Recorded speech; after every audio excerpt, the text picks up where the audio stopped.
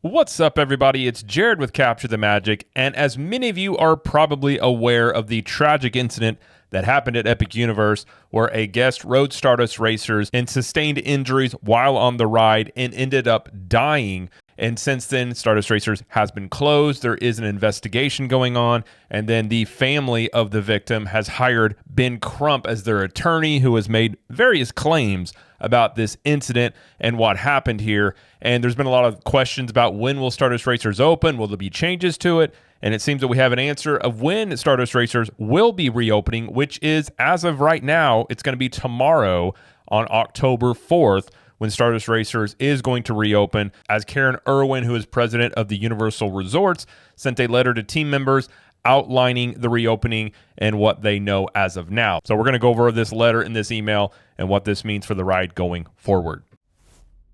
So this is from WESH2 in Orlando. It says Universal Orlando to reopen Stardust Racers roller coaster after guest's death. It says Universal Orlando is set to reopen the Stardust Racers roller coaster weeks after a guest died after riding the attraction.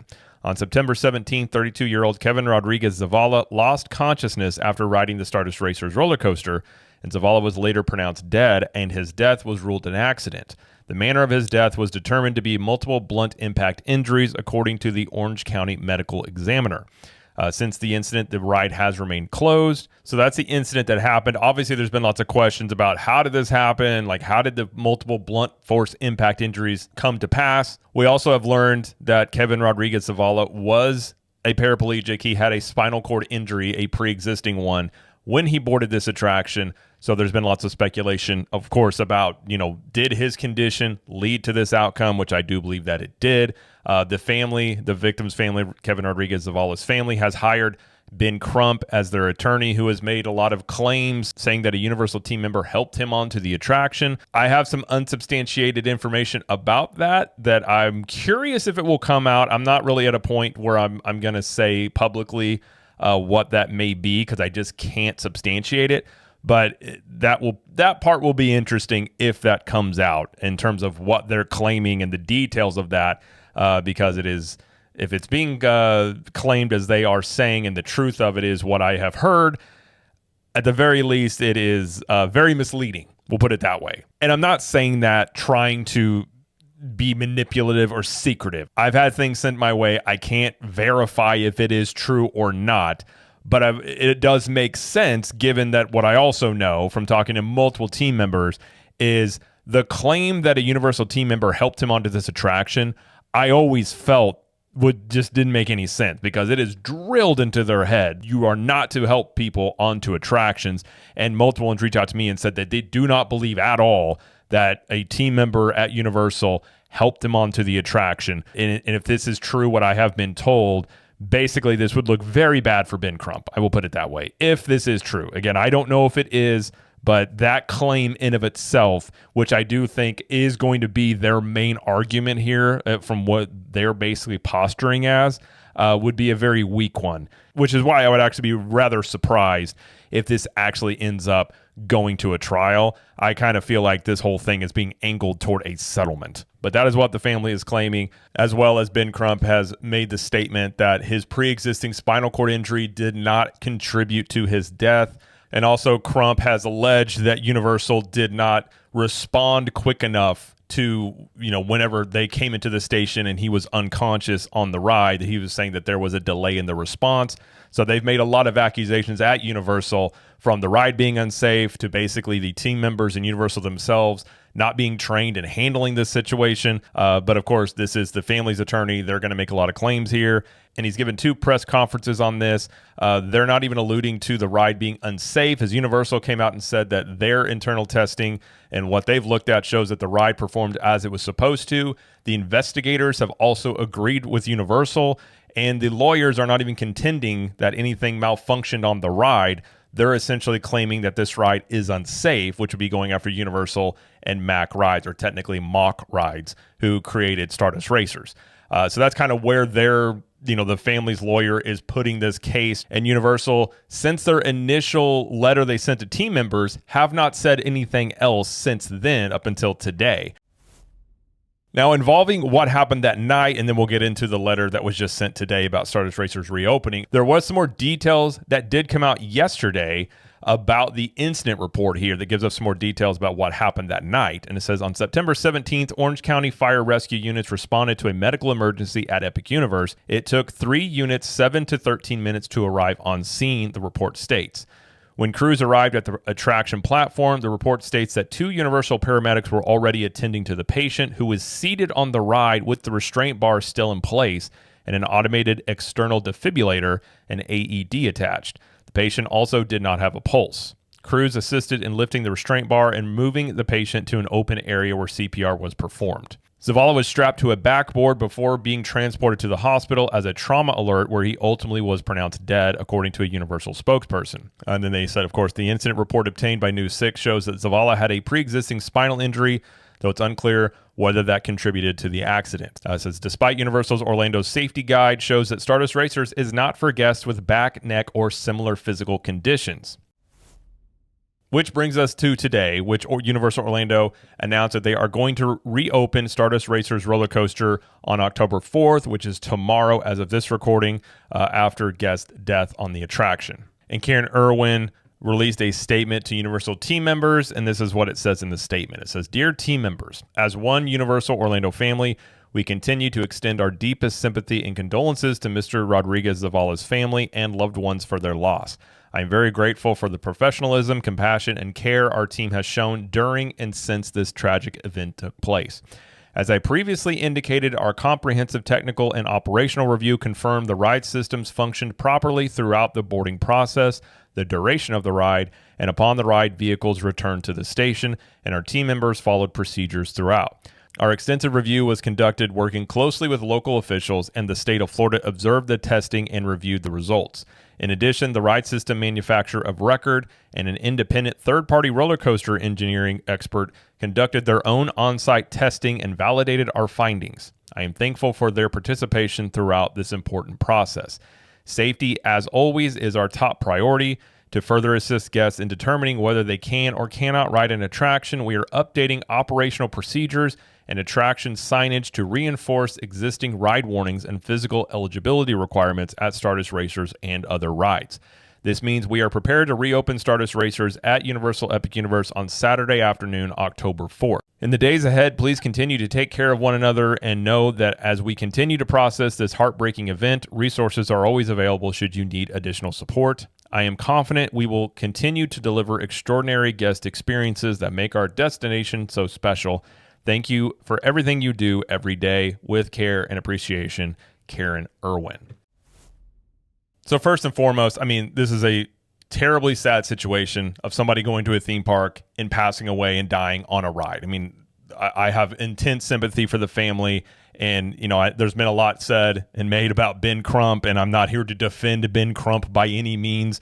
I don't know of much of what he does. I've heard about him much more recently, of course, but it does seem he's making some pretty bold claims here. And, you know, I'm not going to necessarily put that on the family as they're in mourning. They're wanting answers, and lawyers are many times going to do what lawyers do, which is going to be try to make money for their clients so they can also make money in this situation. But with all that said, this does back up what I have assumed has been the case the entire time, and Universal reopening this ride tomorrow without making any changes to it. There was speculation that there could be ride harness changes, as this is a lap bar ride, and that is something that people talked about. They could change that you could see trim brakes being installed on this, which is possible that they could have done. There was a boom lift seen near Stardust Racers the last few days. They could have installed some trim brakes on here, but they haven't said anything publicly about that. So if they did do that, they haven't disclosed that. The fact that they're opening it this soon is also them basically saying that this ride did not malfunction and there's nothing wrong with this ride, which is going to reinforce the position that they're going to take, which I do believe is the position that is ultimately what took place here, which is the victim here, Kevin Rodriguez Zavala, had a pre-existing spinal cord injury. There are multiple warnings about this ride that if you have a back injury, a neck injury, if you have heart issues, to not ride this attraction. He did not heed those warnings and rode the attraction, which ultimately led to his death. So Universal is very confident in this reopening as they have. It's also the fact that if they did not reopen this soon after that was determined and made any changes to the ride system. In many ways, you would argue that would be an admission of guilt, and we haven't heard anything yet from the family's attorney, Ben Crump, and they have requested that this ride stay closed while this whole investigation goes on.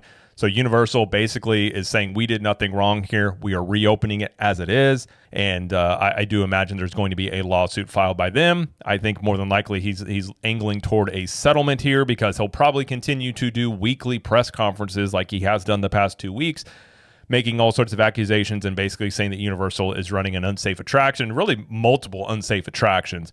And he's encouraged people to come forward who have been injured on basically any Universal ride out there to try and bolster their case here. So Universal is making a pretty bold statement here, opening this ride up as it is on October 4th. They said the afternoon, so I don't think it's going to open when the park opens, but sometime in the afternoon it will reopen, and they're going to reinforce the warnings on there. Not really sure if they're going to change any of the verbiage in terms of what's on the signs or maybe the what's played overhead in terms of the audio, but making it much more clear to people if you do have some of these pre-existing conditions to not ride this attraction. So Universal being very confident and bold in reopening this, not making any changes to the ride, and simply just updating the warnings about this attraction does essentially show, I do believe, that they are not in the wrong here, as they would not be taking this risk if there was any chance that that investigation was going to show that something went wrong on the attraction, that there was rumors that a piece came off and perhaps hit him, but that has not even really been claimed by even Ben Crump, and that has not really been said by anybody else.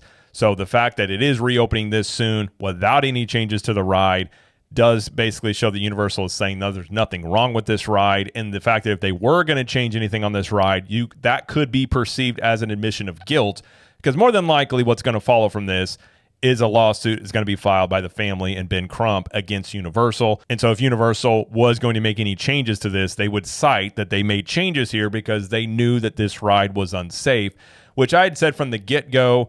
Given that this is a brand new roller coaster, it's built to code, it's been tested. I mean, this ride was running in a testing form for basically a year before the park opened, essentially. A long time. I don't know if it was exactly a year, but it's a very long time before the park even opened. So this ride has been tested a ton before the park even opened. These rides are tested every single day.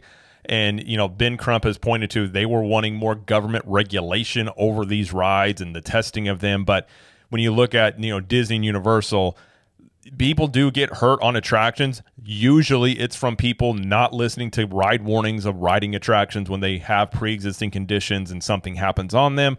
But they have a lot of motivation to have safe attractions. Obviously, they want their guests to be safe, but they also don't want something to happen from a financial standpoint and from a brand standpoint, as you don't want something catastrophic to happen and that be associated with your brand, which is, potentially obviously going to hurt people wanting to come visit your theme park if it's deemed or looked at as unsafe. So I don't believe that there's going to be any government regulation come down on this. It would be interesting if I filed a lawsuit, if it would even go to trial, given that I do think the investigation is going to show that the ride performed as it was supposed to. It's passed all its safety inspections. You look at the pre-existing condition of a spinal cord injury to Kevin Rodriguez-Zavala here, that there are warnings about specifically having back injuries to not ride this attraction, not heeding those warnings and riding it. I don't really think they have much of a case, but I think what Ben Crump is going to do is basically be a thorn in Universal's side, having weekly press conferences, alluding to all sorts of things, saying that there is a track record here. They're citing people online and on the GoFundMe comment section, saying that basically this was a situation that was ultimately going to happen as this ride was unsafe, and basically just going to throw a lot of shade at Universal and really try and, sully their name up to get them to settle, which could end up being the case here, because if you take it to trial, many times it's actually cheaper just to pay out a settlement and then be done with it. So I don't know if it'll go to trial. I'm not going to be surprised if it does end up in some sort of settlement.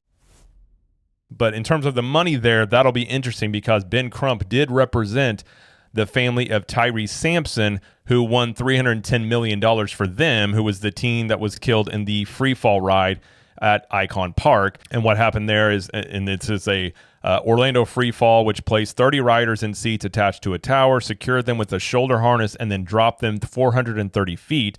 It didn't have seat belts, something most drop rides have as an additional safety measure. It says because of Samson's size, and he was a big kid. He was like 6'2", 380 pounds. So he was a big kid. The harness didn't lock properly, and he was ejected from his seat when the ride braked 70 feet from the ground. So there was a malfunction on that ride, which is probably what led to $310 million being won by them. In this situation, there probably likely is going to end up being a settlement here just to make Ben Crump go away. And obviously, it's just, if you're Universal, it's a tricky situation because your stance that you did nothing wrong, but you obviously have the optics of this all. You have a mourning family and a guest died in your theme park. So I think ultimately there will be some sort of settlement here. So I'm sure there will be more to come of this in the future. But as of now, Stardust Racers is reopening on November 4th, sometime in the afternoon. No changes to the ride, but they are enhancing the warnings of this ride for those that are looking to ride it. So if you're looking to go to Epic Universe in the near future, which a lot of people have mentioned that they're looking to go and wanting to ride Stardust Racers, outside of the ride being down, which does happen, again, this is a brand new theme park. Rides are kind of up and down during an opening period of a park, but potentially you will be able to ride Stardust Racers on upcoming trips. And when there is more details and information about this whole incident, we will let you know about it on here. But for now, that is going to be it, though, for this video. So if you like this video, please like it and subscribe to the channel, as we do lots of coverage here of Universal Studios, Epic Universe, Disney World, and pop culture. And let us know in the comments, what do you think about all this? And until next time, we will see you in the parks.